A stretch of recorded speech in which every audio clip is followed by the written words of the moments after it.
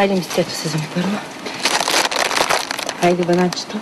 В скромния дом на павиянът Шмоко е топло, защото откакто се е застудило, тук е включена електрическа печка. От ноември, като я включим, чак до май месец. И цял ден, 24 часа си работи печката.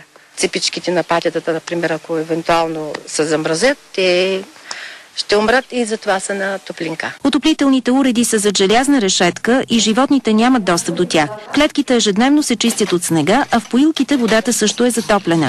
Комфортът на животните през зимата струва около 500 лева на месец. По-голяма част от парите отиват за сметките за ток. Павиянът е сред любимците на най-малките посетители на зоопарка. Едногодишната Елеонора идва почти всеки ден, за да се радва маймуната с някое лакомство.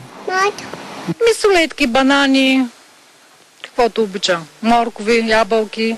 Освен, че ще има топло на Коледа, животните в Шуменския зоопарк ще получат и много лакомство от грижовните стопани и от посетителите на зоологическата градина. За BTV новините от Шумен, Галина Минчева.